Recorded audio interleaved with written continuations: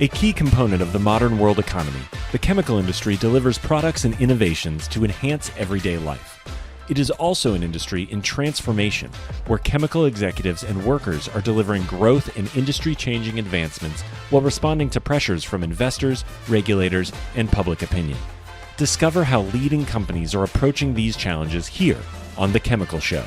Join Victoria Meyer, president of Progressio Global and host of The Chemical Show, as she speaks with executives across the industry and learns how they are leading their companies to grow, transform, and push industry boundaries on all frontiers.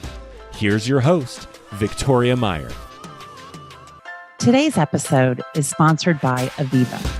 Spark ingenuity with software solutions that bring people and data together for sustainable operations and a circular economy. With proven solutions for the chemical industry, Aviva helps you bring industrial data into transparent digital platforms that allow your teams to share knowledge, work remotely, and take action based on information that's augmented with AI-infused analytics. When teams understand industrial data, they can meet environmental targets, operate safely, find efficiency gains, and improve productivity and profitability. Aviva will take you there.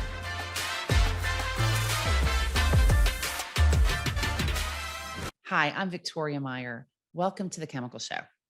This week, I am talking with Steve Lewandowski, who is the VP of Olefins at IHS Markit, which is, as many people know, a leading global provider of information, insight, and consulting services to chemicals, petrochemicals, and refining. He's been in the chemical industry for over 30 years at companies including Total before he joined IHS, and we are just going to have a great conversation about what is going on in the chemical industry. So, Steve, welcome to The Chemical Show. Victoria, thanks for the invite, and excited to share some thoughts with you about Absolutely. the market and other things that are going on for sure. There's a lot going on right now. So let's just get started. For folks that don't know, give us a brief intro to IHS Markit. Yeah, so that's an interesting story. So IHS Markit's probably a name you will soon have to forget because it is going to go away. So over the course of the last 24 months or so, a merger is taking place or was announced and is now finalized with S&P Global and IHS Markit merging. And they're taking on a new name as S&P Global, and different divisions will be intertwined within that existing organization. I mean, IHS has a very interesting story. I think, like you said, it's data and insights. Over the course of the last 10 to 15 years, they've really acquired a lot of different companies really to assess what I like to say geology to widgets, but even more space beyond that, from insights and data. But really, it was about insights too, and connecting that whole chain. But as things go with normal mergers, there's reviews by government authorities on antitrust. And when this was originally announced, this broader merger, there was certain divisions in both companies that were expected to have to be carved out. Opus being one of those. And at the 11th hour, as things were finalizing, it came up that there's some concerns about us in our base chemicals group, us doing market research, insights kind of in the short run, and insights even in the longer run. How do we add capacity and do supply, demand, and trade in the longer run? So we went through this fire drill of finding a buyer and working through, the alternatives and the bidding process. And we came to the conclusion, or IHS Markit, S&P Global came to the conclusion, the right buyer was the same buyer as Opus. And actually some of our coal and metals and mining went there. So we're going to be part of Dow Jones, or a News Corp organization, in some new vertical that's yet to be named, because this is kind of new space for Dow Jones. So we're excited. I think they're excited about having us. And we're still working on the name and the branding and doing all that stuff, because the bigger merger was done the 1st of March.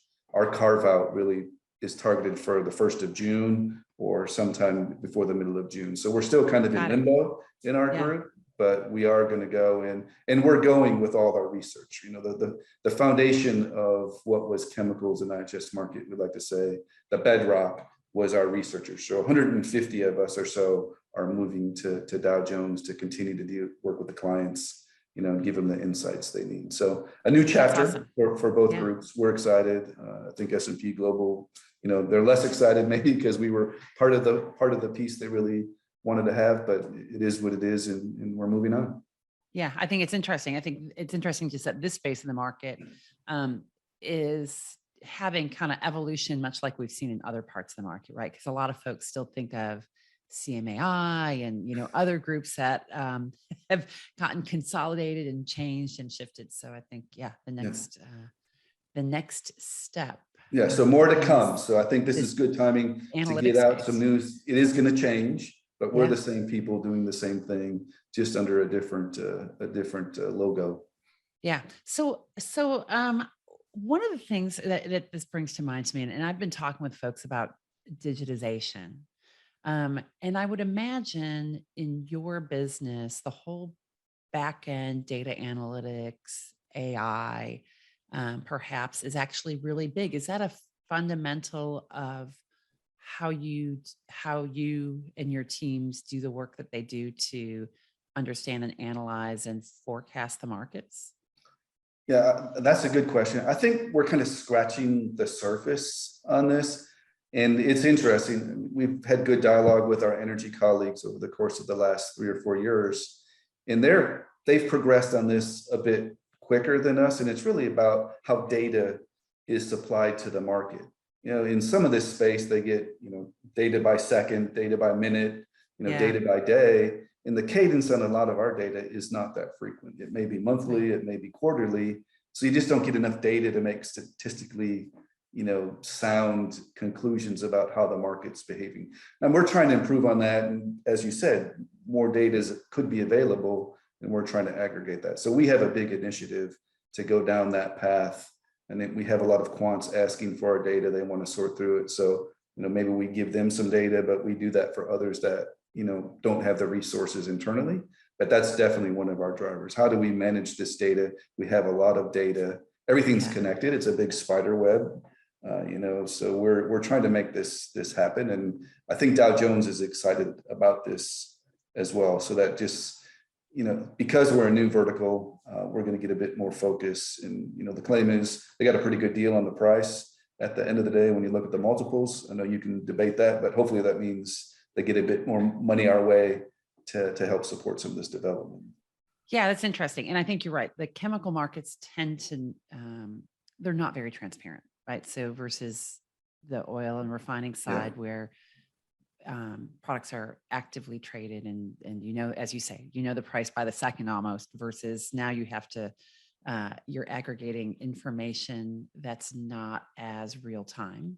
Yeah, refining guys, the government supplies a lot of data about, or open table, how many, people are sitting in chairs in restaurants. You can get a count of where money is going. You saw through COVID a slowdown, and now it's ramping up, and how people move, miles traveled, airplane reservations, and who's sitting in airplanes. I mean, just to get a view on gasoline and jet and diesel. So they have an advantage there that we're trying to figure out. How do we do this differently, and can we find the data sources? Interesting. That's super interesting. So let's just jump in. Can you just give us a brief overview of what's going on in olefins markets today? And I think that's a loaded question, because we are living in a world of dissonance, I guess maybe is my best word. But what do you see, and what are you hearing from your colleagues and clients in the market? So really on the short-term front, we're coming off COVID, but going in pre-COVID, what we saw, and now it's maybe more about ethylene and propylene versus the rest of the space, but it's kind of similar. We added a lot of capacity globally, well above what demand growth was expected. So we were thinking about a lot of pressure on margins, just because as through normal cycles in this value chain, we've seen it many times before. So we are really calling for weaker margins because of the overbuild. Someone's going to have to be induced to reduce rates, and economics is the only way to make that happen. COVID came, that kind of turned things upside down. Now we have a conflict between, in Ukraine with Russia, and it's really causing dislocations. on a lot of fronts. So in fact, margins are really weak in Asia, really weak in Europe because oil went up, feedstocks went up, and the products just couldn't keep pace. And there's a lot of concern about recession and stagflation and recession. So, we're just watching really the consumer behavior and their interest. But North America, because we have this, feed called ethane and in NGLs propane, they didn't really rise with oil because we were kind of an island unto ourselves because we can't clear all that product. So our advantage has returned. Right? Today, Got it. So the margins advantage we are saw like in early 2014. 2010s Exactly. is So back. if you can run, you're really happy in North America because the margins are great, which is a problem because they can't run because we have a logistics issue. So we don't have containers where we need them. COVID is causing issues in Asia with workers and lockdowns in different ports and regions. And that's really causing problems for North America. We can't run as hard as we want, even though we have strong margins, just because we can't get rid of the stuff we can make. So good margins, but there's a lot of upside if they can solve this logistics problem. So I think one of the things, I'm not sure, there's so many things to unpack here. Let's figure out what we want to tackle first. And maybe it's just this whole view of the regionalism, right? So it seems like in many ways, pre-COVID, we were perhaps moving to more harmonized pricing, supply, demand, et cetera, globally, right? Because supply chains were moving effectively. And when you get to the comparison prices, it seemed like, products were fungible across boundaries. That doesn't seem to be the case today, right? So you've referenced this. Margins in North America are really strong. Asia's really weak. I mean, I've been reading some stuff over the last couple of days. The news that's coming out is almost grim, I would say, in terms of just how thin the margins are, how low operating rates are, some of the challenges that are taking place. And then, of course, Europe has a variety of impacts, not least of which is the Russia-Ukraine conflict and the results of that. So are you seeing a shift to more regional markets? And is that going to be short-term or long-term? Yeah, that's a good question. And, I learned from an old operator when I had a plant life, statisticians, if you torture numbers long enough, they'll confess to anything. Yeah. And I'll tell you, it's a good one. So when you look on a percentage of demand in international trade, it is decreasing a bit, which would say, okay, that's, cause for concern. But when you actually look at the tonnage that's moving, it continues to grow. So the market demand is growing and movement is going to continue. And we think the two probably biggest drivers of that is advantage feed. So the Middle East has advantage feed. North America has advantage feed. Maybe someday, Latin America will develop, in Argentina, and they'll have an advantage feed. We think that's a big driver to where you put steel on the ground and, you can move then products to the rest of the world. We think that is going to happen. In Asia, they have a cost advantage just purely on investment cost. The cost per ton of investment, ethylene and propylene, at times was half or less than half of the US. So they could build and import feedstocks and still make that work because they're a big demand region. So we think the logistics will work its way through. It'll solve itself. And, economics, we believe, will still rule. But politicians always enter the fray. And, sometimes there's emotion that, overtakes logic and economics. So, but we're a believer that the logic will work, and that, as long as there's a feedstock to utilize with an advantage, it'll move to the rest of the world. And we'll continue to build in North America up till the point we exhaust our feeds. And, Asia, China will continue to build because China's a big sink for a lot of ethylene in contained propylene. Got it. Makes sense. So let's talk about Russia, Ukraine. Obviously, this is, it's on everybody's minds, right? Because of just what we see and hear every day. How is this affecting chemical markets? And what are you, forecasting and predicting in terms of how this shapes up as the impact to the chemical markets and maybe, olefins, ethylene, propylene, and other products? Yeah, so when we look at the two countries, just purely from an ethylene propylene perspective and what moves to the rest of the world, it's very small.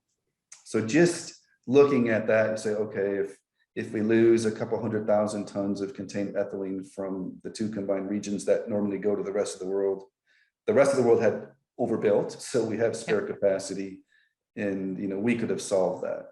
It really is the indirect impacts, which is energy. When you look at the balance out of Russia, somewhere 60 to 70% of their oil or oil equivalents are exported, whether that's by pipe or whether that's waterborne.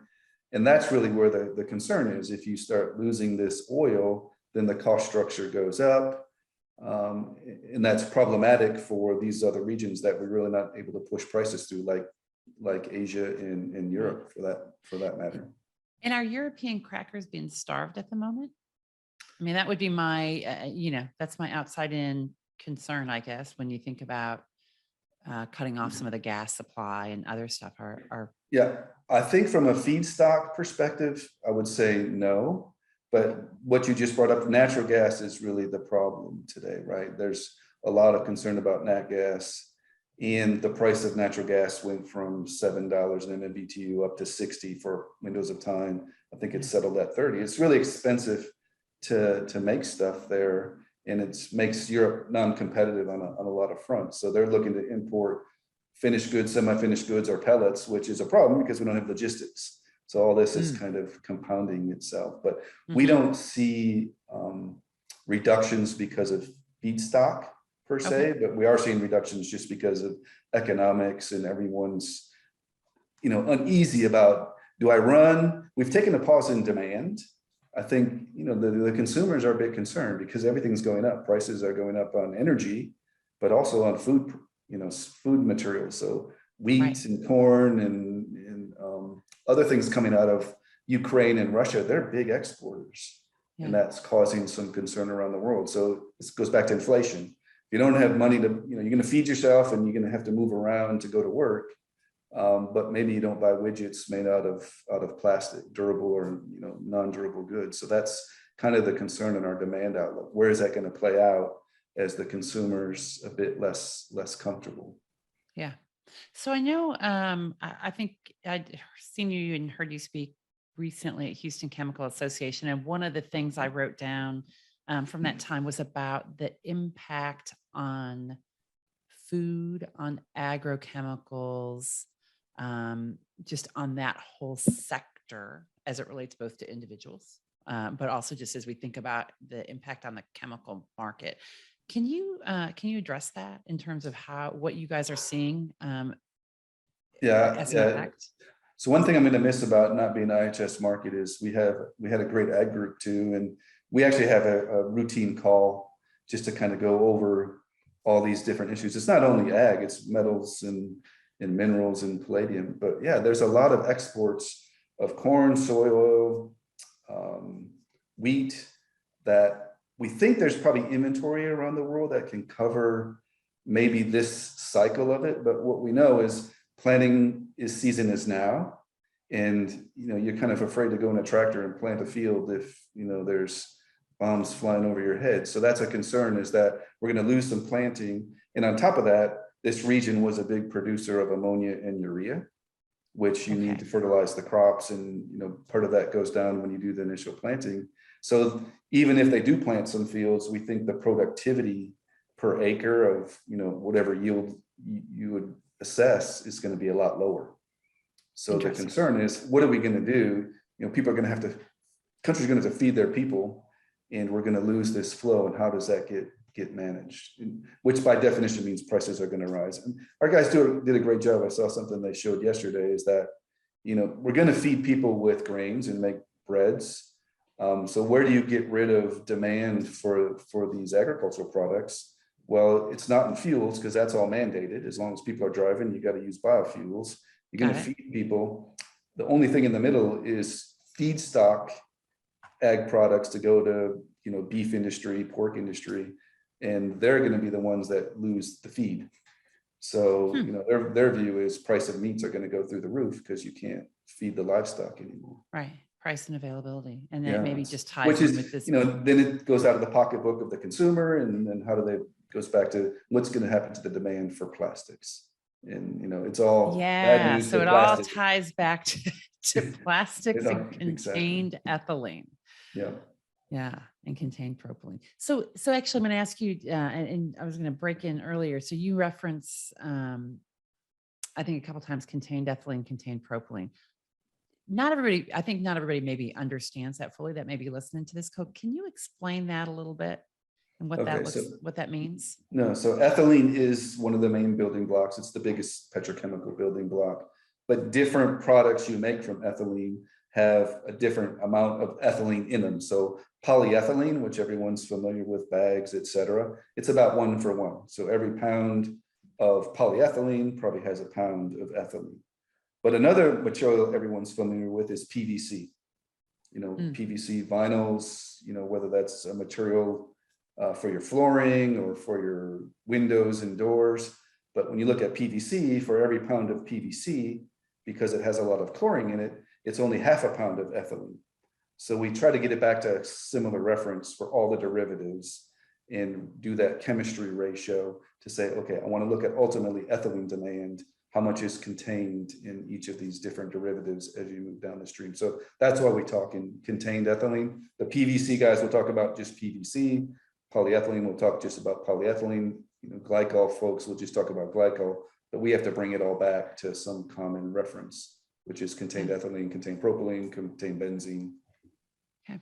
So that's actually a really good segue to what do you see as the impact? What are you guys predicting as the impact of circularity, advanced recycling, just this whole move? I say move. There are some very clear targets that have been set by large petrochemical, chemical and plastics producers, consumer products companies, et cetera, across the value chain about reducing the amount of virgin resin, more use of recycled material, recyclable material, et cetera. What effect do you see that having on the net ethylene demand? Where do you even factor that in? I don't even know how to plug that in actually, as I think about what, when you start doing your metrics and thinking about that. Yeah, that's another good question. We've got a lot of good questions. So we actually are fortunate. We have a team, and we've done a couple, major multi-client studies on this over the course of the last 3 or 4 years, as the regulations were evolving, as technology was evolving. But now we have a service. So we have a team that's looking essentially at all the applications for this contained ethylene, contained propylene in these derivatives. And they're looking at every one of these sectors and saying, okay, how could these grow? How could they be impacted?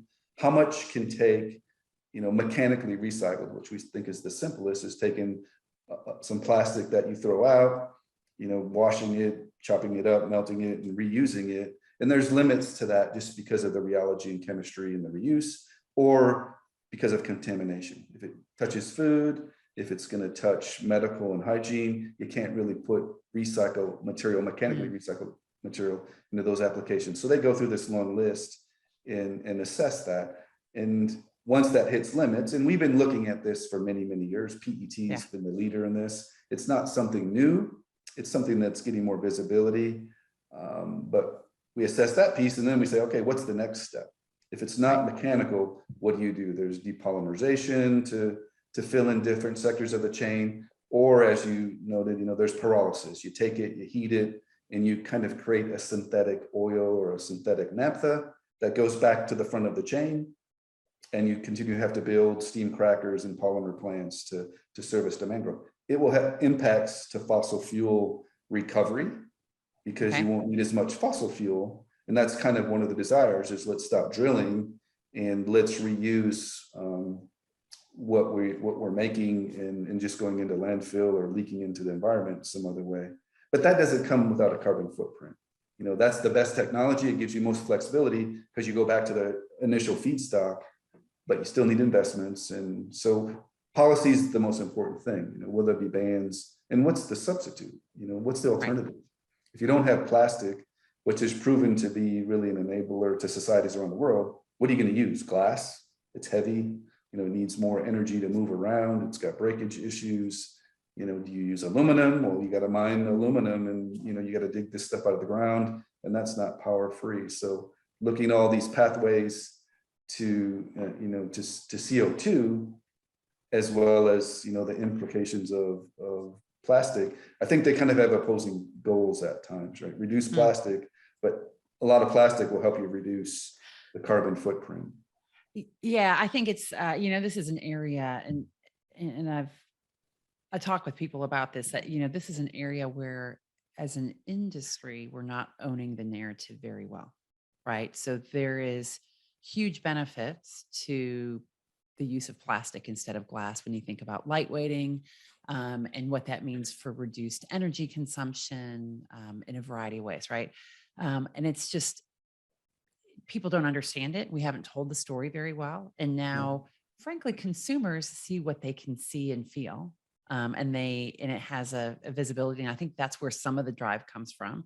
And then obviously regulations and other areas. We certainly need to address it, but we also need to tell the whole story behind it. And I'm talking with several people also on the podcast that are focusing in some different areas and trying to change the narrative on this, and promoting how their products are very sustainable when you broaden what sustainable means, right? And in terms of energy consumption, et cetera.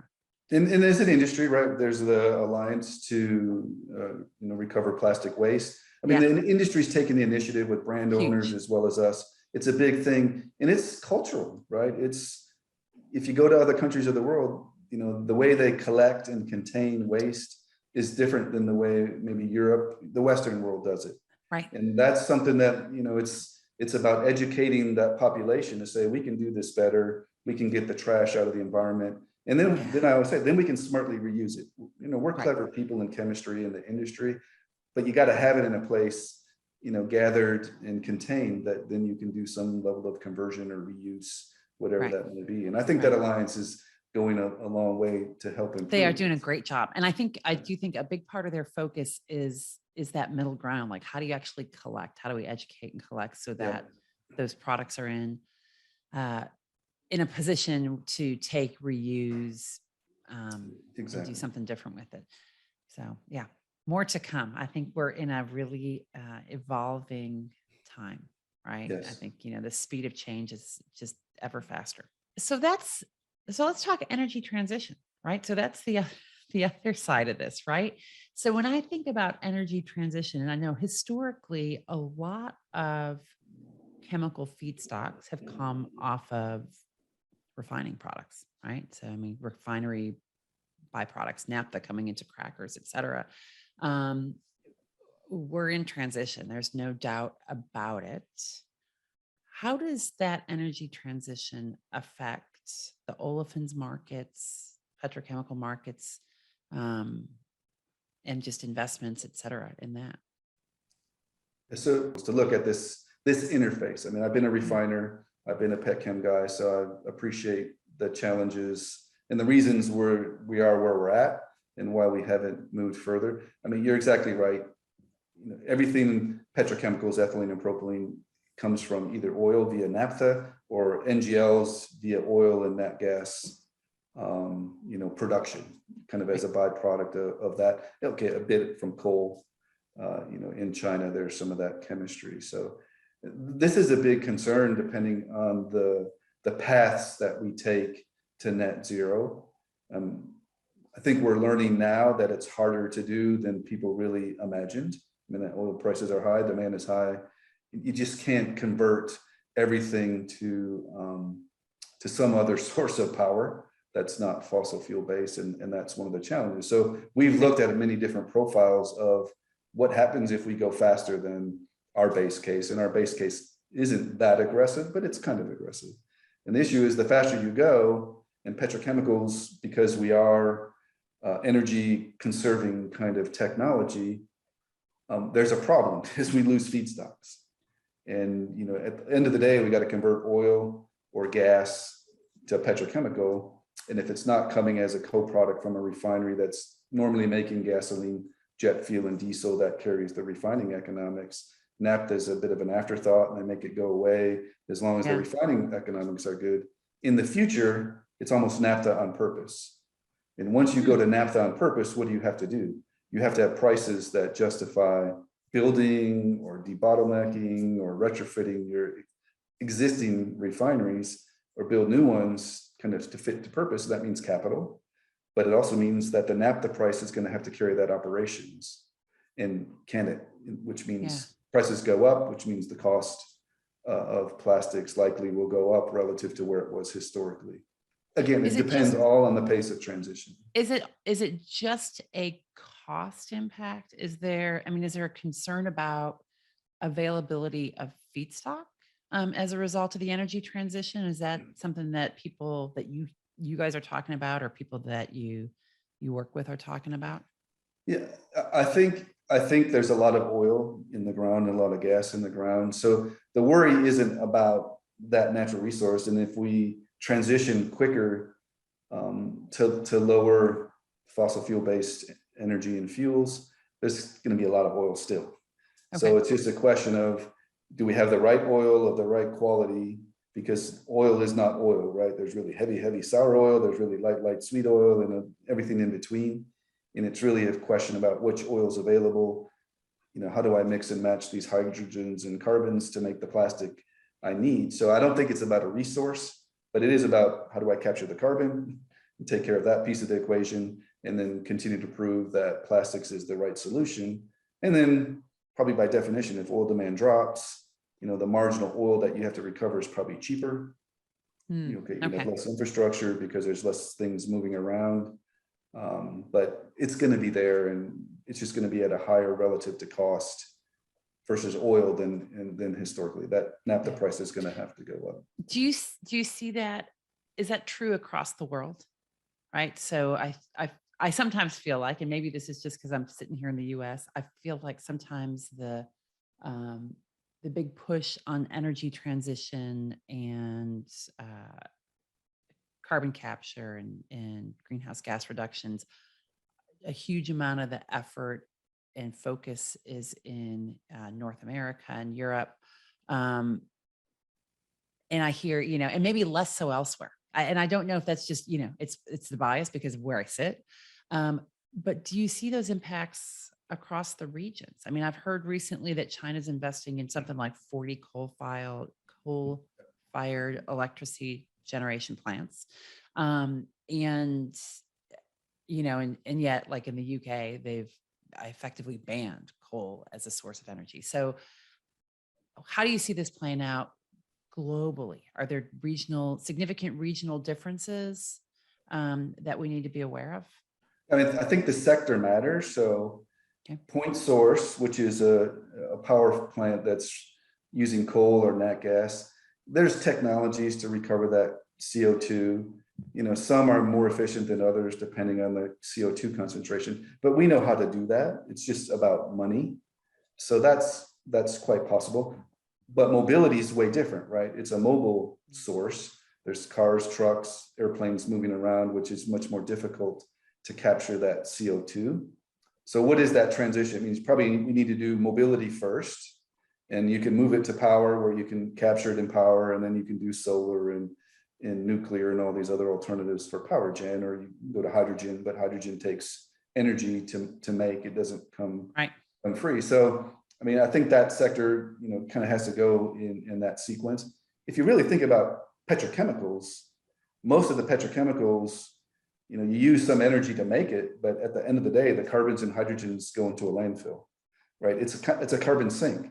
It's no different than capturing CO2 out of a stack and sticking it in the ground. It is a sink for plastic or for CO2. And it doesn't go back into the environment other than the leakage with waste, which we're trying to solve. So, in that regard, it's kind of a carbon sink. The world doesn't want to think about it that way, but that's the reality. Not at all. That's how the way the molecules work, right? So it kind of helps directionally to make that up. But our industry is clever, right? We are already working to solve these problems on emissions in the processes themselves. Dow announced a big project in Alberta, Canada. The Gulf Coast of the US is looking at putting infrastructure in to move CO2 from producing sites to some place to sequester it. So, I mean, this is stuff we know how to do. It just means cost. And, is the consumer willing to pay that cost for that convenience? That's what's to be determined. So how does this affect regional cost competitiveness? I think it's going to be kind of the same drivers, right? You have a raw material that's cheap. And take, for instance, if oil demand drops and the US stops producing as much oil as we did, we're going to lose this other nice feedstock that we call ethane. Right. And if we lose ethane and there's less ethane, our assets could be stranded because that's the only feed they can run, which means the other regions may get a benefit because they can build on the heavier feeds and build to suit. Will we build crude oil to chemicals plants in the US greenfield? I don't know. I'm hard pressed to see that happening, but never say never, right? It's something that could happen. Yeah, I mean, there's a lot of factors, and obviously regulations on oil production and gas production are part of the factor that influences as well. Which creates uncertainty for sure in the US, right? Huge uncertainty. Are you going to drill or not drill? Are you going to build a new plant if you're not sure the new administration you're going to get every 4 years or every 8 years is just going to change his view completely? I mean, that's the challenge. Yeah. So you talk to a lot of chemical companies. How, what are their big questions and what are their approaches? And, when we think about this, is there a concern? Do you see a common focus? Where are their uncertainties that affect how they're operating their business, how they're investing in their future, et cetera? I think, as you noted earlier, we're a bit behind on the circularity issue and plastic leakage, but I think they're ahead of the curve on CO2.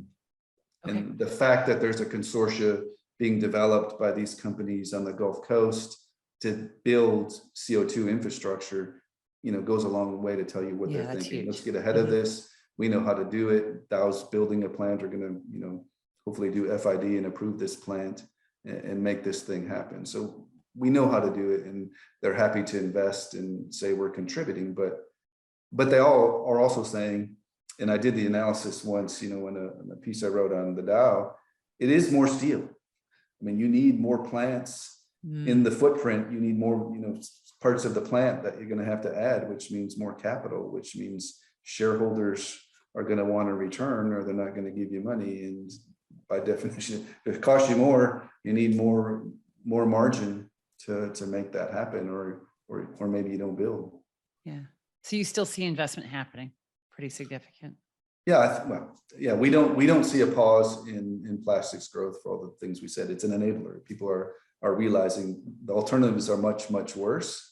Okay, let's push you to fix the things you can fix, and let's have the minimal leakage, but we're going to still invest in petrochemicals is our view. Yeah. Awesome. Interesting.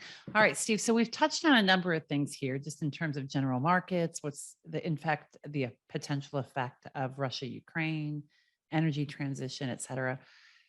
What are some leading indicators? What are leading indicators, or just what should we be watching for over the next few months, over the rest of 2022, that are going to significantly or have the potential to significantly impact chemical markets? Yeah, I think the duration of the conflict is one key. And, we're doing a lot of discussion internally about what is the rebuild process of Ukraine after you see all these buildings built out, and where does that money come from? Yeah. And who's gonna pay for it?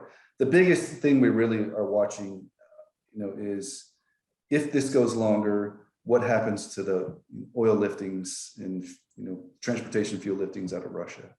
The world doesn't have a lot of spare capacity. Most of OPEC, oil prices are so high, most of them are maxing out what they can. The Saudis have some degrees of freedom. The US, or maybe less. We have the resource, but we have the concern that we don't really know what our government's policy is going to be to really go go drive to pull more oil out of the ground. I mean, from entry to exit, we have more oil production. That was always in our base plan. Is it going to be enough to satisfy 7.5 million barrels a day of lower production or output coming out of Russia? No, Right. not the US, probably not Saudis. I mean, the only thing saving us today, I think, is the COVID and the shutdowns in China, which have brought down their oil demand considerably over the course of the last Interesting. Yeah. couple of weeks. So it's kind of masking what's going on, because if they were really pulling as hard as they normally do, I think the oil prices probably would be a bit stronger. So again, duration of conflict and what's going to happen to the exports out of Russia. Yeah. And then, as you say, China and how it comes out of this current COVID shutdown. Yeah. And will there be another conflict, right? I mean, there's bombs being launched from Yemen into Saudi, and, other political actors are, making some noise. North Korea is making noise. And so, we're not for a lack of geopolitical events right now. And we have one big one, but a bunch of others stewing. Yeah, there is. I mean, there's a lot of geopolitical tension, and that always has a potential for big impact. Yes. We may or may not realize it, but it's happening. Yeah. Yeah.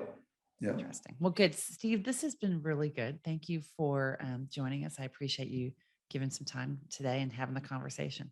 No, I appreciate you reaching out, and happy to do it. Absolutely. And thank you to everyone for listening to this episode of The Chemical Show. Keep listening, liking, sharing, and we'll continue to grow. Thanks. We've come to the end of today's podcast. We hope you enjoyed your time with us and want to learn more. Simply visit thechemicalshow.com for additional information and helpful resources. Join us again next time here on The Chemical Show with Victoria Meyer.